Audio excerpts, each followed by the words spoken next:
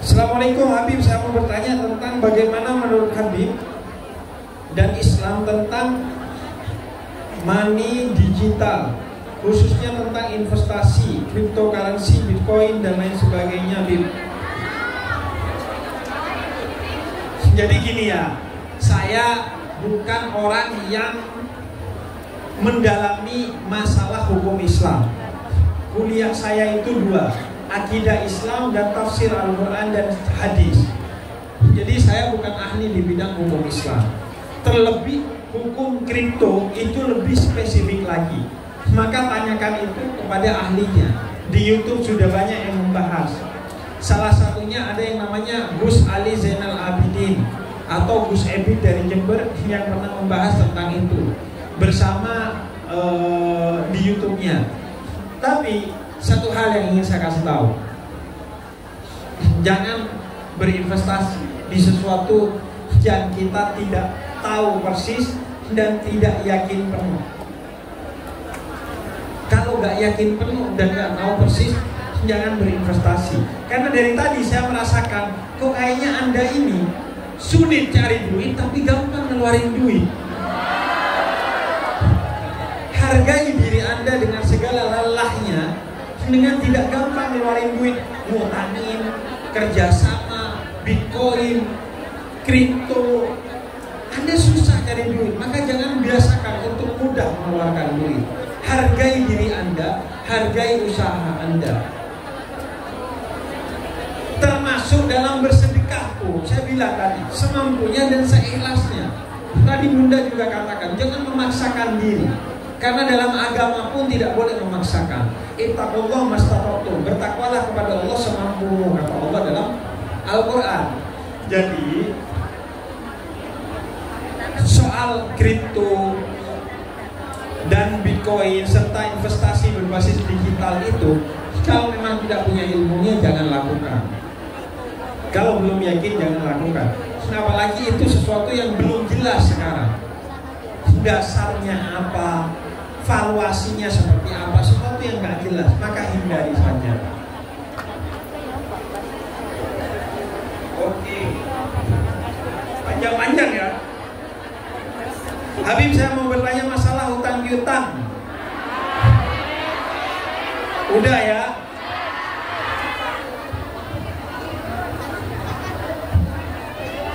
Habib, saya bekerja di Hong Kong 6 tahun. Cuti 1 kali 2023. Dan pada tahun 2024 qadarullah bapak saya meninggal. Dan saya sangat sedih karena tidak bisa pulang waktu itu. Insya Allah baru bisa pulang akhir tahun ini. Tolong beri semangat untuk saya. Gini ya. Mungkin banyak ya yang merasakan ini. Maka yang pertama, semangat. Gini, dalam Islam, sebagaimana silaturahmi kepada orang yang hidup, silaturahmi kepada orang yang wafat, itu bukan hanya bernilai pahala, tapi tidak sama sekali terkait dengan pertemuan fisik. Kehadiran kita kepada orang tua kita itu bukan utamanya fisik, tapi utamanya kehadiran hati yang selalu mendoakan dengan lisan dan melakukan dengan tangan sedekah atas nama orang tua kita. Itu yang utama.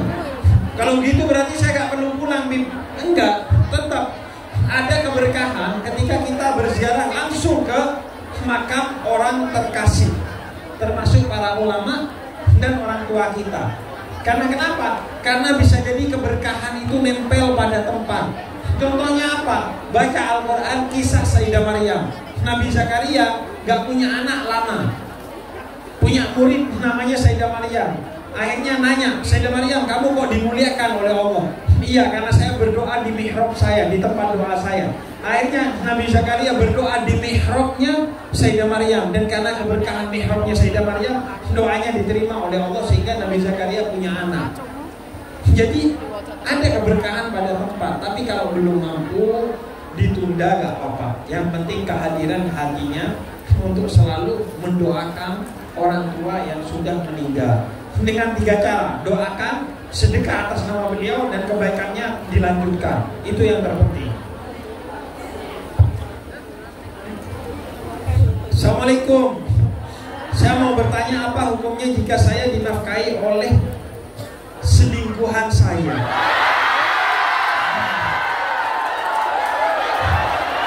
Dan suami saya tidak pernah memberi saya nafkah, justru meminta nafkah dari saya.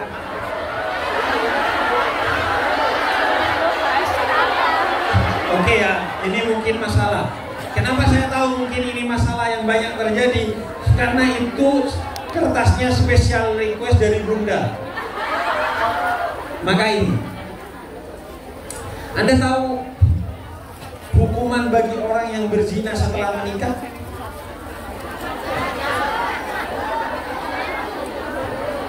Dirajam sampai meninggal.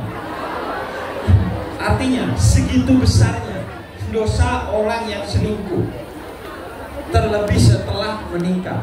Maka demi Allah saya memohon, hindari itu. Tapi kan suami saya gak menafkahi, ya minta cerai.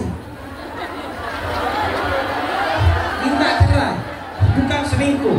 Gak ada benar-benarnya selingkuh. Suami Anda salah, tapi Anda lebih salah. Maka telepon suaminya, kalau kamu tidak bisa menafkahi saya, maka saya minta cerai. Oh, dia gak menceraikan, maka ajukan perceraian agar jatuh talak melalui wali amr, melalui pemerintah. Jangan selingkuh caranya. Kalau memang suami Anda sudah tidak bisa menafkahi Anda, maka pergi bercerai, selesai. Baru silakan bangun hubungan lagi yang halal dengan orang lain. Hindari perselingkuhan.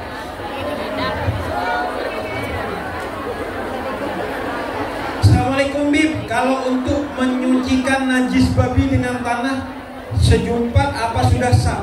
Ya, najis mu'alladoh, yaitu babi dan anjing, dibersihkan dengan, kalau dalam madhab Syafi'i, dengan tanah 1 kali dan air 6 kali, totalnya 7 kali. Kalau di luar madhab Syafi'i bisa dibersihkan cukup dengan sabun, tergantung Anda memilih apa. Kenapa di madhab Syafi'i tetap pakai tanah? Karena orang dulu paling bisa membersihkan sesuatu secara bersih ya pakai tanah. Bahkan guru kami Habib Umar bin Hafid itu sampai sekarang kalau cuci tangan masih ada tanahnya. Karena kalau pakai tanah itu bersih banget memang. Makanya dalam madhab Syafi'i dipertahankan. Bib, saya belum menikah. Ibu menyuruh saya pulang untuk nikah. Tapi saya adalah tulang punggung keluarga saya. Harus bagaimana, Bib? Menikah tidak wajib. Menikah urusan kamu, bukan urusan ibu kamu. Maka jelaskan kepada ibu kamu, kalau memang sebaiknya kamu masih di sini dan belum menikah, jelaskan dengan baik-baik. Tapi kalau kamu gak mau menikah karena egomu, padahal kalau menikah akan membahagiakan ibumu, maka menikahlah. Biar jadi kado kepada ibumu. Dengan menikah sempurna agamamu, terlipat gandakan pahalamu dalam setiap ibadahmu. Tapi pilih partner yang baik. Assalamualaikum Habib, saya ingin bertanya, saya seorang janda, saya menjalani hubungan dengan seorang bujang dan ingin berniat menikah, tapi bingung menyampaikan kepada orang tua karena takut orang tua pasangan saya tidak setuju karena anaknya menikah dengan janda. Mohon sarannya karena kami takut hubungan kami hanya sebatas zina. Pertama, kalau Anda sedang berzina, maka berhentilah berzina. Itu cara terbaik untuk menjaga diri Anda dan pasangan Anda, dan meminta kepada Allah agar Anda dikeluarkan dari perzinahan itu dan menjadi pasangan yang halal. Cara pertama dan utamanya berhenti zina. Kalau kalian masih zina, berhentilah berzina. Kemudian yang kedua adalah menjelaskan kepada orang tua, apalagi ibu, itu harus pakai bahasa yang emosional, bukan rasional, bukan pakai akal ngomongnya. Bu, walaupun dia janda, tapi kan Nabi Muhammad juga menikahi janda, Bu. Sayyidah Khadijah kan janda, Bu. Nggak diterima. Pakai hati. Biarkan suaminya, calon suamimu yang ngomong ke ibunya, Bu, ibu pengen saya bahagia, biarkan saya menikah dengan dia, Bu.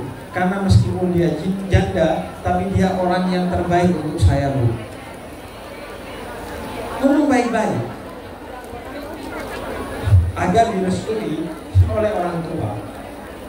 Pada akhirnya menikah itu adalah hak kita sebagai setiap manusia. Orang tua hanya merestui. Tepat 1 tahun yang lalu saya sudah tiba-tiba tepat 1 tahun yang lalu saya sudah bertunangan dengan seseorang. Tepatnya di bulan 8 awal kita menjalin hubungan 3 tahun. Kemudian di bulan 11 tiba-tiba dia mengakhiri hubungannya dengan alasan merasa tidak siap menikah dan tidak siap pulang ke Indonesia. Dan di bulan 3 2025 saya mengetahui dia sudah punya calon istri. Dan sampai saat ini saya sangat sulit membuka hati bagi orang lain. Lalu bagaimana caranya ikhlas melepaskan masa lalu saya? Kenapa? Karena perempuan itu pakai hati, maka hak nikahnya dikasih ke perempuan. Laki itu pakai akal, maka hak cerainya ada pada laki. Kalau hak nikah dikasih ke laki-laki, tiap hari dia nikah. Karena pakai otaknya, wah cantik nikah, wah cantik nikah. Kalau hak cerai dikasih perempuan, sehari 3 kali kita dicerai. Naruh anduk salah di kasur, cerai. Habis makan gak dicuci, cerai. Karena diukur pakai perasaan, gedeg dikit, cerai. Maka kalau belum siap jangan nikah. Kalau pakai nafsu jangan nikah. Nikah harus pakai hati, bukan nafsu, di waktu yang tepat, bukan di waktu yang cepat. Karena itu hak perempuan. Kasihan karena perempuan kalau salah milih laki-laki dan salah menentukan mau menikah atau tidak, hidupnya hancur sejak saat itu. Jadi dipikirkan matang-matang. Pikir lagi. Assalamualaikum. Bim mau nanya, jika saya ingin bersedekah kepada saudara atau bapak saya dan mengatasnamakan Allah, mengatasnamakan ibu saya, bolehkah Bim?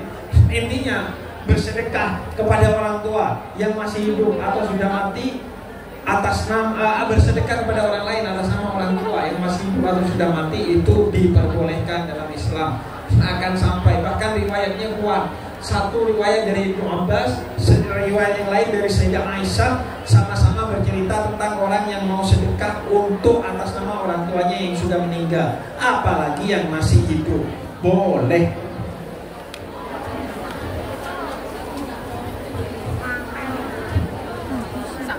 Habib minta doa suami saya Eko Novantoro. Semoga interview hari ini diterima dan segera menyusul saya. Amin. Semoga disegerakan. Eko Novantoro, semoga jika pekerjaan ini akan jadi kebaikan bagi dia, semoga diterima dan bisa menyusul istrinya di Hong Kong, menjadi keluarga sakinah mawaddah warahmah di Hong Kong.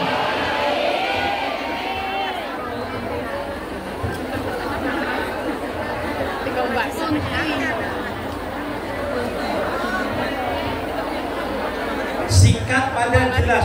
Hukum zina bisa diampuni tidak? Gak pakai salam, gak pakai apa. Zina termasuk dosa besar. Bukan hanya gak boleh zina, kata Allah dalam Al-Quran, la taqrabuz zina, jangan dekati zina. Sholat bareng yang bukan mahram di tempat yang bukan tempat umum berduaan maka haram, karena termasuk mendekati zina. Video call,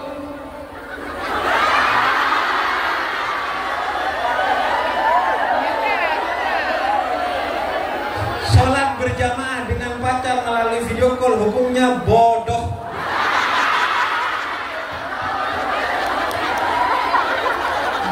nggak taqrabuz zina. Karena orang sholat itu bisa digoda setan. Maka nggak boleh sholat berduaan dengan yang bukan mahram di tempat yang bukan tempat umum. Maksudnya itu halwat berduaan, ikhtilat berduaan. Yang ketiganya adalah setan yang bisa menggoda kita. Apapun alasannya, oh saya kuat iman saya, enggak, agama mengatur itu dilarang. Zina dosa besar. Apakah dosa zina bisa diampuni? Kata Allah dalam Al-Quran, wahai orang yang telah berlebih-lebihan dalam melakukan dosa, seberapa besar dosamu, seberapa luas dosamu, seberapa dalam kemaksiatanmu, seberapa tinggi dosa yang telah kamu susun. Inna rahmati taghlibu ghadabi, sesungguhnya ampunanku lebih besar dari murkamu, dari murkaku kepadamu. Meskipun zina, bahkan syirik sekalipun, dosa yang tidak terampuni kalau kita tidak pernah tobat, yang menyebabkan akan abadi di neraka, maka akan diampuni selama kita bertobat sebelum kita wafat, termasuk zina. Tapi tobat yang sebenar-benarnya. Kalau zina lagi, tobat lagi, zina lagi, tobat lagi. Gak ada batasan untuk bertobat. Kata Allah, jangan pernah berputus asa dari rahmat Allah, asalkan tidak mempermainkan tobat. Mau 1 miliar kali bertobat boleh, asalkan tidak mempermainkan tobat. Bahkan orang yang setelah berdosa langsung bertobat, ciri orang yang sudah mulai baik. Orang yang paling baik adalah orang yang nafsunya mutmainnah, nafsu yang tenang, gak tergoda oleh maksiat. Orang yang paling buruk adalah nafsunya ammarah, orang yang bermaksiat, menikmati kemaksiatan dan tidak merasa salah dengan maksiatnya, serta tidak mau bertobat setelah bermaksiat. Yang di tengah-tengah namanya nafsul lawwamah, bermaksiat, berzina, tapi ketika maksiat gak pakai hati, tahu itu dosa, tetap dilakukan, dan setelah melakukan dia menyesal dan bertobat kepada Allah. Besok zina lagi, gak apa-apa, tobat lagi. Jangan sampai karena sering berzina kemudian menjadi saya gak mau tobat lagi lah, atau tobatnya dirapel. Mohon maaf, malaikat kalau datang gak pakai notifikasi, jadi jangan ngerapel. Begitu terjebak dalam maksiat segera tobat. Dan satu hal, jangan pernah menikmati atau membenarkan maksiat. Maksiat ya udah maksiat. Jangan tapi masuk neraka. Tapi minta doa seikhlasnya. Orang kalau doa gak ikhlas itu sebelit-belitnya orang. Gak ada yang berkurang dari dirinya kecuali produksi air liur doang.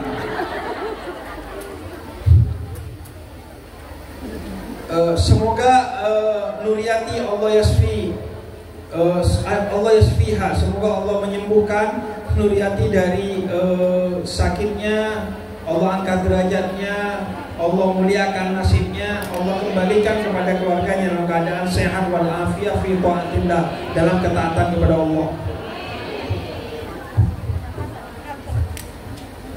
Assalamualaikum Habib, kemarin saya berteman dengan orang yang salah. Kayaknya teman Anda juga sedang curhat di tempat lain, berteman dengan teman yang salah juga. Saya mengeluarkan uang untuk modal usaha bersama, tapi karena ada satu dan lain hal, kami tidak berteman lagi. Usahanya bangkrut, modal dari saya hilang, dan malah dia yang marah-marah. Ada hadis nggak sih, Bib? Ini mau marah pakai hadis. Ada hadisnya, la taghdab lakal jannah, jangan marah maka kamu masuk surga. Buat dia biar sadar, soalnya orangnya ada di sini.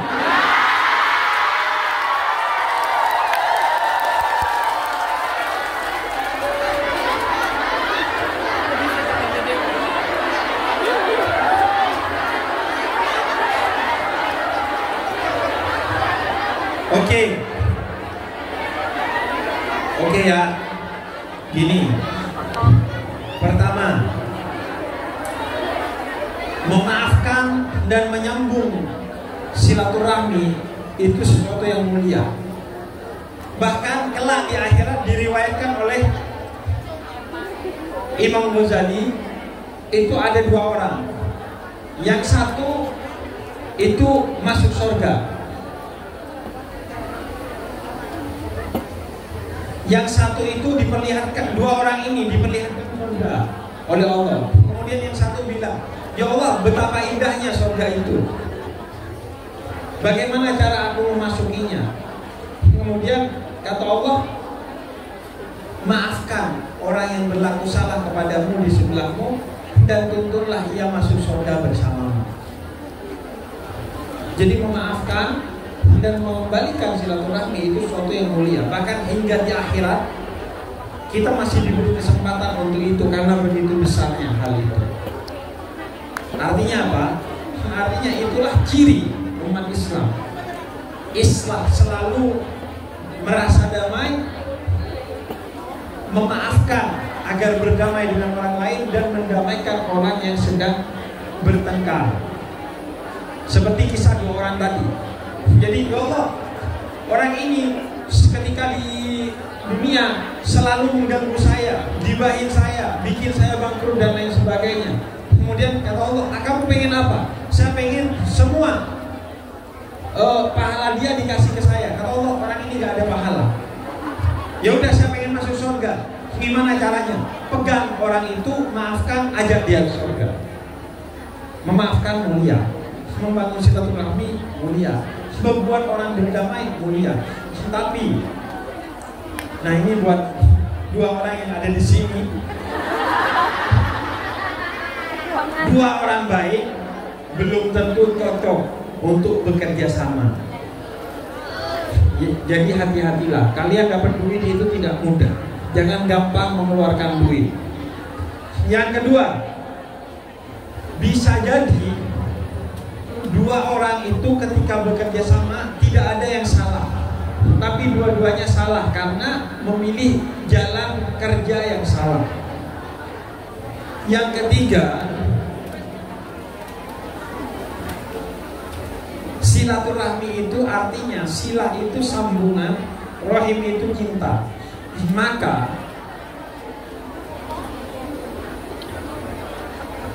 silaturahmi nyaris tidak ada hubungannya dengan pertemuan. Orang bertemu cipika-cipiki tapi bilang, wah kayaknya sepatunya kawin. Itu bukan silaturahmi, malah dosa.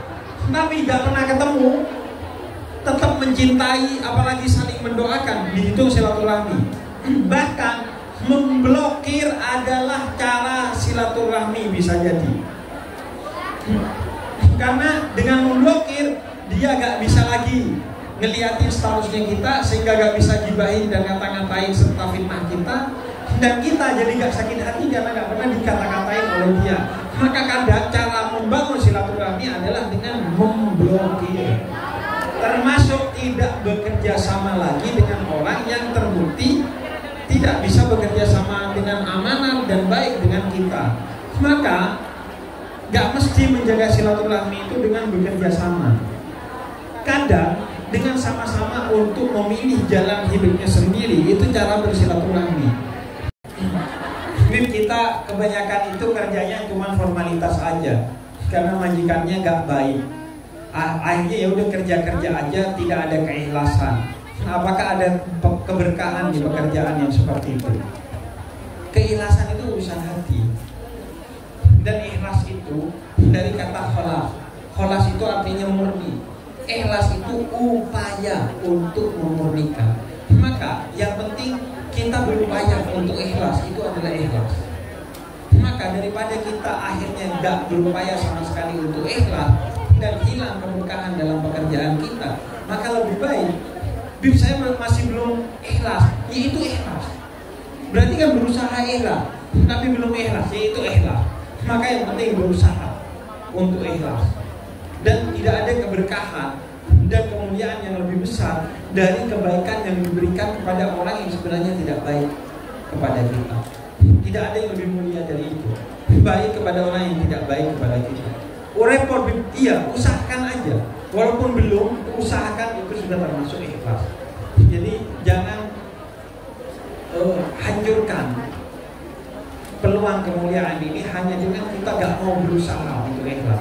Seminimal-minimal usahanya adalah selalu berdoa, ya Allah, saya berusaha untuk ikhlas dan tolonglah hamba ini untuk ikhlas. Begitu ya. Nah, sebagai penutup mari kita berdoa bersama-sama. Saya mohon untuk menundukkan kepala kita, mengucapkan Bismillahirrahmanirrahim. Allahumma salli wa sallim wa barik wa karim ala habibina wa syafi'ina wa qurrati a'yunina nabiyuna Muhammadin sallallahu alaihi wa ala alihi wa sahbihi ajma'in. Ya Allah, ya Tuhan kami, Engkau pengasih, Engkau penyayang, Engkau Ar-Rahman, Engkau Ar-Rahim. Ya Allah, ya Tuhan kami, Engkau yang maha segala-galanya, Engkau pemilik kami. Karena Engkau kami bisa melakukan segala sesuatu, karena Engkau kami bisa ikhlas, karena Engkau kami tercipta. La haula wa la quwata illa billahil aliyil azim. Ya Allah, ya Tuhan kami, Engkaulah pelindung kami, tidak ada pelindung melebihi Engkau. Engkaulah sebab terlindungnya kami. Hasbunallah wa ni'mal wakil, ni'mal maula wa ni'man nasir. Ya Allah, ya Tuhan kami datang ke sini dari negeri yang jauh untuk mengais ridho-Mu, mengais rahmat-Mu, mengais syafaat dari Nabi-Mu. Ya Allah, kami datang ke sini bukan lantaran kewajiban, tapi lantaran hati kami yang terketuk untuk menjadikan kerja kami sebagai sedekah, bantuan bagi keluarga kami. Maka ya Allah, berikanlah keridhaan, rahmat, serta inayah dan hidayah bagi kami dalam kehidupan kami di sini ya Allah. Jauhkan kami dari segala mara bahaya, jauhkan kami dari segala kecenderungan kemaksiatan. Jagalah hati kami, pikiran kami, tubuh kami, dan segala yang ada pada kami. Ya Allah, ya Tuhan kami kesini sebagai jihad dari kami dan meninggalkan orang-orang terkasih kami, suami kami, anak-anak kami, orang tua kami, dan orang-orang yang mencintai kami. Maka aku titipkan mereka kepadamu ya Allah. Jagalah mereka ya Allah, jagalah mereka sebagaimana Engkau menjaga kami ya Allah. Ya Allah, jagalah mereka, tetapkanlah di jalan-Mu, mendapat ridho-Mu, dan berikanlah kabar kepada kami jika mereka butuh nasihat kami dan melakukan hal-hal yang tidak diridhoi oleh-Mu dan menyakiti kami.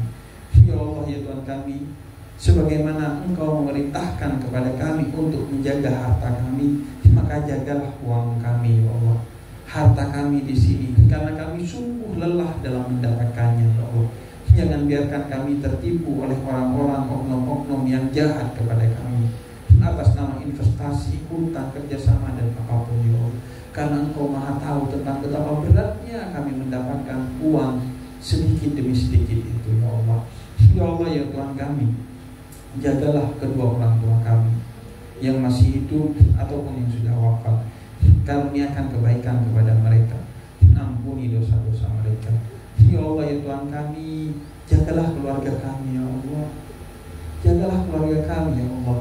Tidak ada daya dan upaya bagi kami untuk menjaganya kecuali memohon penjagaan dari-Mu. Mereka jauh di sana ya Allah, dan berikanlah kemampuan bagi kami untuk bisa dekat dengan mereka suatu hari nanti sebagai keluarga yang sakinah, mawaddah, warahmah, yang merasakan cinta, kasih, dan kedamaian sebagaimana keluarga di luar sana. Ya Allah, ya Tuhan kami, mungkin di antara kami, keluarga kami dan orang-orang yang kami mencintainya dan mereka mencintai kami, ada yang sedang sakit ya Allah, maka angkatlah penyakitnya, sembuhkanlah kami dan mereka ya Allah. Berikanlah ampunan atas penyakit itu ya Allah, angkatlah derajatnya karena penyakit itu ya Allah, dan kembalikan mereka kepada kami sebagaimana kembalikan kesehatan kami agar bisa berbahagia bersama kembali dalam ketaatan kepada-Mu. Ya Allah, ya Tuhan kami, mungkin di antara kami ada yang sedang terlilit hutang, maka bayarkanlah hutangnya ya Allah. Ada yang sedang terlilit urusan hutang piutang, maka selesaikan urusannya ya Allah. Ya Allah, ya Tuhan kami, mungkin di antara kami ada yang masih belum mendapatkan pasangan, berikanlah pasangan yang terbaik. Fid dunya hasanah wa fil akhirati hasanah yang terbaik di dunia dan hingga di akhirat kelak, jodoh dunia akhirat yang membahagiakan. Ya Allah ya Tuhan kami, mungkin ada di antara kami yang masih belum mendapatkan momongan. Ya Allah, berikanlah anak yang terbaik, yang soleh dan solehah, yang menjadi qurrata a'yun, buah hati bagi diri kami. Ya Allah, ya Allah ya Tuhan kami, mungkin ada satu dan lain hal dari masalah di antara kami dan keluarga kami, maka aku titipkan masalah itu pada Engkau. Selesaikanlah, berikanlah karunia untuk kami bisa menyelesaikannya dengan cara yang terbaik, dengan cara-cara yang diridhoi oleh-Mu. Ya Allah, kabulkanlah doa kami demi tobat yang kami lakukan hari ini, demi ngaji yang kami lakukan hari ini, demi sedekah yang kami lakukan hari ini, dan demi janji kami yang mulai hari ini kami berjanji untuk bertobat dan menjaga sholat kami dalam keadaan apapun dan dimanapun. Ya Allah ya Tuhan kami, demi kebaikan semua itu, karuniakan doa yang telah kami panjatkan berupa pengampunan dari-Mu. Rabbana hab lana min azwajina wa dhurriyyatina qurrata a'yun waj'alna lil muttaqina imama. Rabbana atina fid dunya hasanah wa fil akhirati hasanah wa qina adzabannar. Wa sallallahu ala sayyidina Muhammadin wa ala alihi wa sahbihi wasallam. Walhamdulillahirabbil alamin.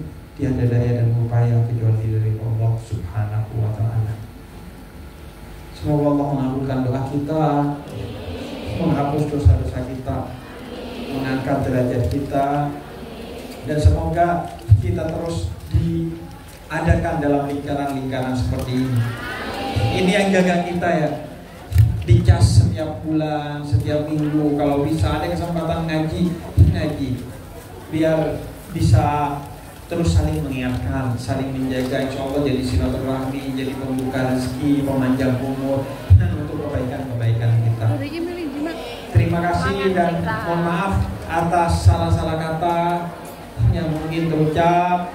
Semoga bisa berjumpa lagi. Saya sebenarnya agak lelah ya, karena di sini Islami secara nilai tapi tidak Islami dalam hal-hal lainnya. Tapi semoga ya ini menjadi pertemuan yang tidak terakhir. Semoga panjang umur, sehat walafiat ya. Pokoknya semua hajatnya yakin, seyakin-yakinnya insyaallah Allah tunaikan. Amin. Wah, di sini tuh ada keindahan yang saya tidak dapatkan di pengajian-pengajian lainnya. Yaitu kejujuran tadi ya, kejujuran untuk bertobat, kejujuran mengakui kesalahan, kejujuran untuk menjadi pribadi yang lebih baik. Insya Allah Allah karuniakan semua hajat-hajat kita ya. Terima kasih ya, semoga kita diberikan karunia oleh Allah. Amin ya rabbal alamin. Semoga bisa jumpa lagi. Amin. Bulan Januari ya Bibi ya, awal 2026 ya Bibi. Insya Allah. Semoga dan nanti hati-hati pulangnya ya. Iya.